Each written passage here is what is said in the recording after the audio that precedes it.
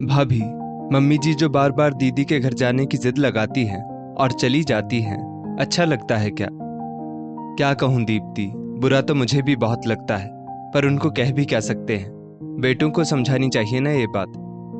आपको लगता है भाभी, उनके बेटे कभी उन्हें किसी चीज के लिए रोकेंगे या मना करेंगे? मुझे तो डर है किसी दिन दीदी के ससुराल वालों ने उन्हें कुछ बोल दिया तो फिर वही दुखी हो जाएंगे। वैसे भी वो तो यही सोचते होंगे ना, बहुएं ठीक से ख्याल नहीं रखती होंगी, तभी तो बेटी के पास रहने आ जाती हैं बेचारी। वही तो दीदी, बहुएं तो हर तरफ से ही बदनाम है। खैर, कब आने का बोला है मम्मी जी ने आपके पास? कल बात हुई थी तो कह रही थी अगले महीने आऊंगी, तब तक ठंड भी कम हो जाएगी। अब देखते हैं क्या होता है। आपको पता है भाभी, मैंने तो दीदी को भी कह ही दिया कि पता नहीं कौन सा दुख देते हैं मम्मी जी को मैं और भाभी, जो वो बार बार आपके पास चली जाती है। मैं और भाभी तो अपने कर्तव्यों के प्रति तन मन धन से ईमानदार हैं, पर लोग तो यही कहते होंगे ना कि बहुएं कष्ट देती होंगी, तभी तो बेटी के पास रहना ज्यादा पसंद है मम्मी जी को। उस पर क्या बोली वो? बोली, नहीं भाभी, ऐसी कोई बात नहीं है। आप दोनों की तारीफ तो बहुत करती है मम्मी।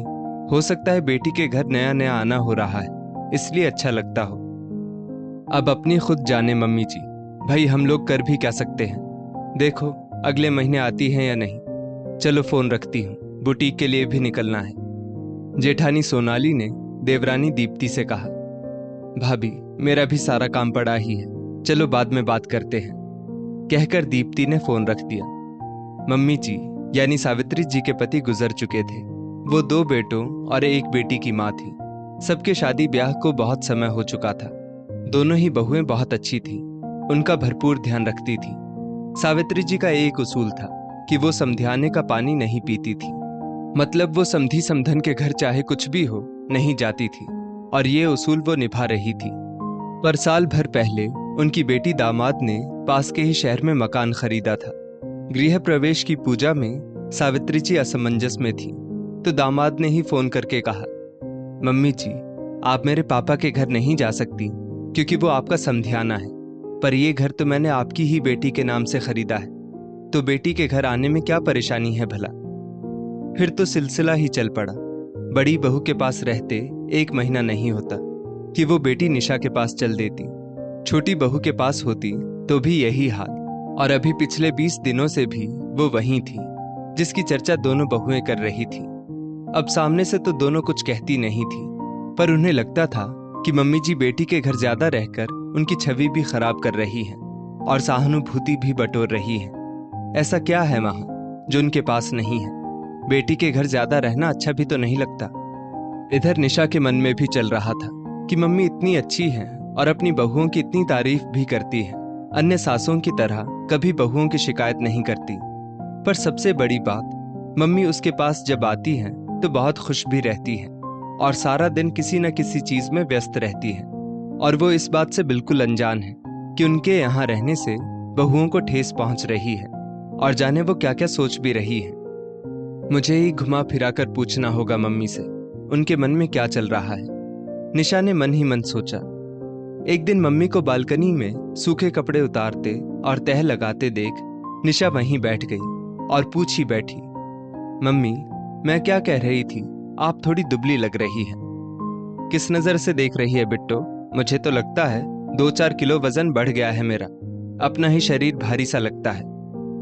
आपको पता नहीं चलेगा मम्मी, देखने वालों को पता चलता है ना। अब आपकी बहुएं मुझे सुनाएंगी कि इतनी अच्छी गोलू मोलू मम्मी जी को भेजा था और ननद ने दुबला कर भेज दिया।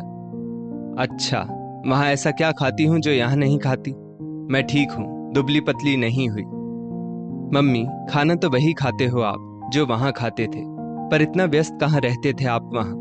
यहाँ दिन भर कभी रूम सजाती हो, कभी अलमीरा ठीक करती हो, कभी दीवान खोलकर सब व्यवस्थित करती हो, तो कभी किचन की साफ सफाई करती रहती हो। अब दिन भर इतना काम करोगी तो दुबली तो हो ही जाओगी। अब सच बताऊं बेटा, ये बात 100% सच है कि मेरी दोनों बहुएं बहुत अच्छी हैं, और भगवान ऐसी बहुएं सबको दे। वक्त पर मेरा चाय नाश्ता खाना, मुझे कब किस चीज की जरूरत है, मेरे कपड़ों दवाइयों और सारी जरूरतों का हिसाब रखती हैं दोनों। मुझे एक काम तक नहीं करने देती घर का। पर क्या मम्मी? यही तो मेरे दुख का सबसे बड़ा कारण है कि मुझे लगता है वो मुझे खाना पीना, आदर सम्मान सब देती है, पर अधिकार नहीं, जिसके चलते मुझे हमेशा लगता है कि मैं उनके घर की मेहमान हूं। कैसा अधिकार मम्मी? देखो बेटा, बड़ी बहू सोनाली ने हर काम के लिए सहायक रखा हुआ है, क्योंकि वो अपने बुटीक में व्यस्त रहती है, तो सारा दिन घर में नौकर चाकर लगे रहते हैं और नौकरों के कारण वो हर चीज पर ताला लगा कर रखती है। दिनचर्या का जो काम होता है वो नौकर कर ही देते हैं। और छोटी बहू की बात कहूं तो वो इतनी ज्यादा परफेक्शनिस्ट है कि उसे हर काम खुद से करने की आदत है। बर्तन भी वो काम वाली के धोने के बाद खुद धोती है और झाड़ू पोछा लगे हुए घर की भी फिर से सफाई करती है। उसके तो लॉकर में भी ताला नहीं लगा होता, पर कोई काम करने से भी क्या फायदा, वो फिर जब दोबारा उस काम को अपने हाथों से करेगी ही। और देख, तेरे घर में मुझे किसी चीज की रोक टोक नहीं है। जो सामान जहां चाहे रख सकती हूँ, उठा सकती हूँ, समेट सकती हूँ, सजा सकती हूँ, और बाद में तू तारीफ भी करती है और खुश भी होती है। इसी अधिकार की कमी है वहां बेटा, बाकी सब अच्छा है। सावित्री जी ने बेटी को समझाया। पर माँ, इसका ये भी कारण तो हो सकता है ना, शायद भाभियों को लगता हो कि आपकी उम्र हो चली है, आप काम करेंगी, दिन भर व्यस्त रहेंगी, तो आपको थकावट होगी, आपके स्वास्थ्य पर असर पड़ेगा। हो सकता है, पर मैं भी तो ऊब जाती हूं ना बैठे बैठे। कितनी पत्रिकाएं पढूं, कितना टीवी देखूं, कितनी बातें करूं फोन पर। मंदिर भी तो कभी कभी, वो भी शाम को ही जाना होता है। आसपास मेरे उम्र के जो बुजुर्ग हैं वो भी शाम को ही पार्क में निकलते हैं। दोनों बहुएं घर में व्यस्त होती हैं और बेटे अपने अपने कामों में। बच्चे थोड़ी देर बैठते तो हैं, पर फिर उन्हें भी अपने काम होते हैं। और देखो, मैं यहाँ भी जब थक जाती हूँ तो आराम तो कर ही लेती हूँ ना, या जब मन नहीं करता तो 2 दिन 3 दिन कुछ भी नहीं करती।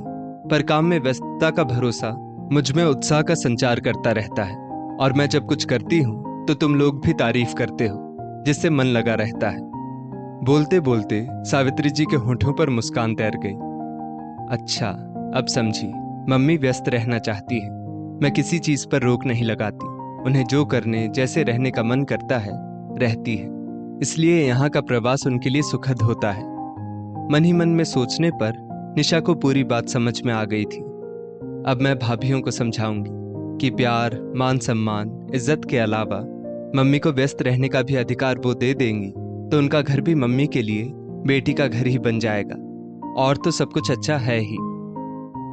दोस्तों, इस स्टोरी को लेकर आपकी क्या राय है, नीचे कमेंट करके जरूर बताइएगा।